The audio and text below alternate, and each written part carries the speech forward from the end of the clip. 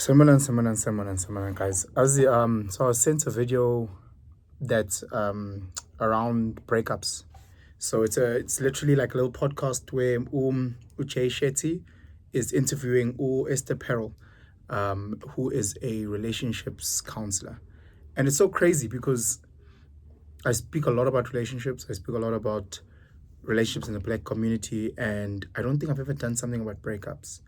I think I have actually. But it's such a sensitive topic, and I'm thinking about me and my journey and my life and what breakups have done to me. And before I even went and watched the episode, I'm just like sitting and I'm just going, fuck, you know.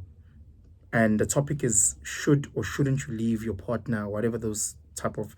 And I'm listening, and I'm just processing, and I'm just going. Breakup is so tough, and it's something that we never unpack as a community. Breaking up with someone is the death of someone, whether it's the death of yourself or the death of them, but it's the death of something, you know. Who I was when I dated Usbongile in grade 11, depending on how the relationship ended, it changed who I am now.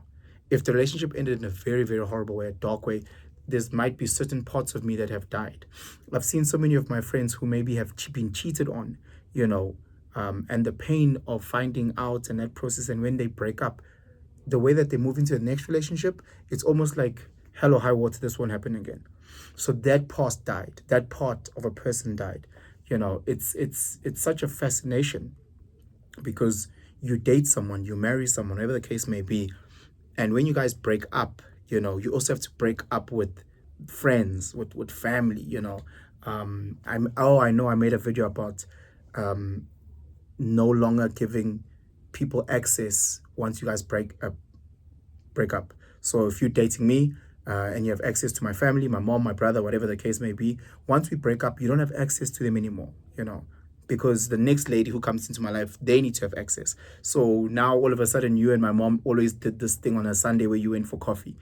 Now I'm in a new relationship, and now this lady doesn't have access to my mother like that, because when you still sitting in the driver's seat, you can't do that. You can't do that. You can't. You and my sister are besties. You and my brother, you guys have these intellectual discussions all the time. Dosis, who's coming in, is going to be overwhelmed. So now there has to be a breakup, not just of me, but of everyone else. And that thinking of, if I break up with this person, I will lose so much. I will lose myself. I will lose their friends. I will lose again, because we might be in similar circles, but now you bring, and especially if it was a nasty breakup, you bring your new man, I bring my new girl in the same circle. It's going to fuck shit up, eh? Relationships, something changes. You will lose something, guys. That's why we find ourselves staying in relationships that are the most toxic, and we're scared of losing things. And the problem is that staying in relationships that are so toxic is that by staying, you still lose. So by staying, you still lose a sense of identity. By staying, you still lose so much. So whether you leave or whether you stay, you're going to lose. Whether you stay, something in you dies. Whether you leave, something, the relationship dies. So you'll always have those concepts. And it's crazy listening to Esther breaking down the psychology of relationships. And she broke it down because they're talking about fighting and they're talking about adjusting and changing. And she breaks down and she speaks about three underlying topics whenever there's a fight in a relationship. And she speaks about trust. She speaks about power, trust, value. And I'm thinking about it in my own life, and I'm just saying, fuck. Like every time there's any fight in my relationship, it breaks down to those three things all the time. And we might act it out in a different way, because those are the symptoms of these three causes: power, trust, value. And the symptom might act out in shouting or walking away or denying this person something. I know a lot of females, maybe they might deny sex. That's a power move. You're doing this because of a power move. So that's the underlying thing. You might be going through your man's phone when you're sleeping because the issue might be trust. You might be that guy who's always reminding your girl, hey, I've done this to you, I've done this for you, I've done this for you. You do that to remind her because you don't feel valued in what you do. You feel like you are pouring so much into this person and you're not getting the right appreciation. And that's also a killer. That's such a killer, where I'm like, I'm doing so much, but the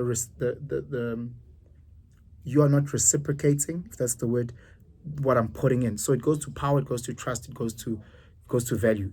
And a huge thing whenever I speak to people, especially I speak with sisters, and they say I won't submit to a man, then you'll get in trouble because again there's a power dynamic. So now you're already going into that relationship with that whole mindset of power. So I won't submit to a man, therefore there'll already be a struggle of power within that relationship already, based off the base.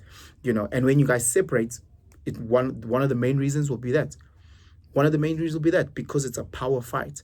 If you're going in there and you're saying, I'm happy to submit to my man and have him take the lead, already power tick. It becomes a lot easier to manage. Will it come up in your relationship? Of course, it'll come up many times, but it already eliminates a lot of those fights because the power isn't a cornerstone. The second one, when she spoke about trust, you guys know being cheated on. Many people have been cheated on already. The element of trust is not there. So you go around as a single person who's been cheated on in the past 4 relationships, whatever the case may be. You're going to walk yourself into a relationship where trust is just, because you carry these things. You carry these people like, Pinson, let go of your part. No, you carry. Every relationship you go through, you carry on to the next relationship like bad debt.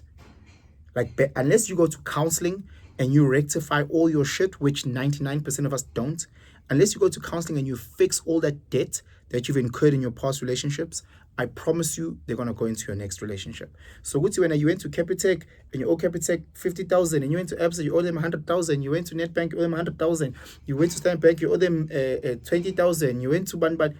By the time you go into a new relationship, you're already 500,000 in debt. And those problems, your partner will then unfortunately get the negative side of it. Your partner. Because your partner won't understand, why are you so obsessed about looking through my phone? Why are you so obsessed looking through my phone? It's my private space. Why are you so obsessed? Because they've got trust issues that they never dealt with there, or maybe trust issues that have been building from here. Because when now the screen protector that you have is those ones where if you tilt, it becomes black. So how, baby, why are your phone Jali black? What's happening? Maybe your phone when you're charging, you put on airplane mode so it doesn't ring. Or you sitting and your phone is upside down. Those things, they fuck up the trust in relationship, and a lot of the fights might come from that. So it's that. And then last one, as I was saying, value. There's so many people that live in relationships where the sister cooks for him every day, the sister cleans, the sister really does a lot in terms of that. And Umchita just undermines that. Umchita doesn't even buy groceries. So again, she has to do all of those things and she doesn't feel valued. She has to work from 9 to 5 and then still come home and cook, then still come home and do all these other things. And the guy doesn't even say thank you for every meal. He just, look again, you're complete. Then again, those are problems with I'm not feeling valued. Or the guy needs his own validation because he might be doing this, this, and this, and this, and this, and he's not feeling valued. One of the things that I've also picked up, and I know some of you guys might be a bit off, is if you are dating a person who used to do a lot of naughty shit, a lot of fucked up shit, then they come into the relationship and they no longer do that. They also yearn for someone to say, hey, Yazi, when well done that you're no longer there. When I used to dress slutty, well done that you no longer dress slutty. They also need that validation on, yes, I used to do all these fucked up things before, but I'm cleaning up my act. And they need that because for them, it's such a huge thing to not do this. For them, it's a value add in their mind that they're bringing in. I don't know if I'm making sense. A guy, why Febe, in this new relationship, your response is, well, that's the expectation, duh. In his mind, he's like, I'm changing so much for you, something I've never done for something else.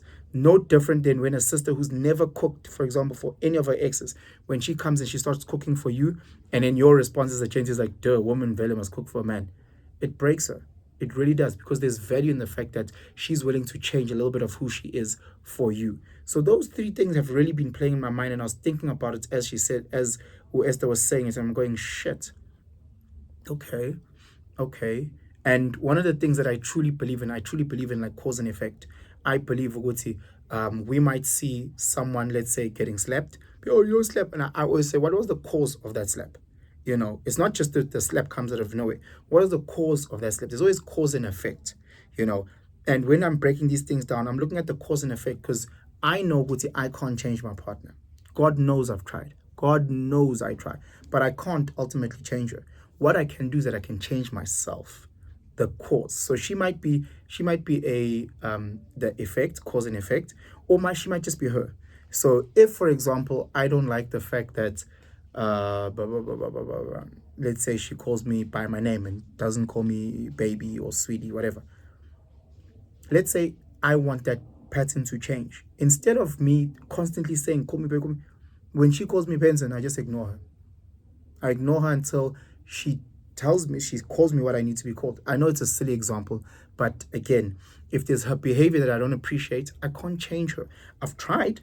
God knows I've tried, but it's up to me to change. The same way that if you're not in a good relationship, not in a space, good, instead of fighting for your person to change, just change you. Just change you, and then watch if they either change or don't change. That's outside of you. Not every relationship is meant for you. Sometimes you need to have that hot thing or say, okay, sharp, I get it. This relationship needs to die. Some part of me needs to die because it's too toxic. There's no growth here. There's no development. That's what we need to process and get to. Instead of fighting,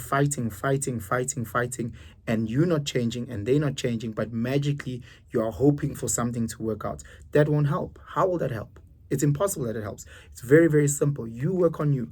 You work on you. If your partner is dressing like this when you guys go out, just say, look, I'm not going to go out if you dress like that. And you sit at home. Let her go out. Do whatever. It doesn't matter. I'm not going. I can't change you because clearly it's your body. You dress how you want to dress. I respect your decisions. I'm saying, should you dress like that? Because it's also my body, am choosing to sit on this couch and not doing this. That's my option. And that's not where I'm willing to budge, the same way that you're not willing to budge based on how you dress. And again, if that is the line in the sand of your relationship and she says, this guy's too controlling, I'm out, you say, fine, I've got morals, I've got principles, this is my standpoint. It's one of those things. Instead of always trying to force her to become someone that she's not. Maybe she likes dressing like a hoe. That's just who she is. Sharp. If you don't appreciate it, change you. If your girl, let's say, starts swearing at you, I feel sick, and you don't like that, you can't force her to by pressing her lips together. So what you need to do is that you need to adjust to you and understand, should she start doing that, you stand up and you leave. You coward, you leave. Because then she must know I'm not, he's not interested in entertaining that side of me. Should she continue, you say, look, you can continue swearing, but I will not be in a relationship where I'm being disrespected. Then you leave. Then you get out there, but you must be ready to understand that in that you will lose a lot. There'll be a lot of death. You will lose a lot of people around you, your friendship circles, whatever the case may be. Because when you leave with what you have, and she lives with what she has. Anyway, guys, just such interesting thing. Please just watch it. I think Jay Shetty and Esther Perel, I think I'm saying their names properly. But yeah, it was quite interesting. I watched the short version, which was about 9-10 minutes, but I know there's a longer interview of like an hour and a half. I'll probably watch that later on, this evening. And then at a later effect, once I process these things, they sometimes take a week, a month, maybe longer. And then I'll revisit this topic about it. But yeah, guys, let me know what you guys think, how you view maybe your shortfalls, maybe you have a challenge with projecting your insecurities, maybe you project your fears. I don't know how you go about in your relationship. I know I'm all of the above and more, so I'm also trying to learn. I'm also trying to just be a better partner, better self, But if you think that there's value, please share this video far and wide. Hit that subscription button and notification bell. Gantanda, guys. I pray you guys have a fantastic day. Sharp.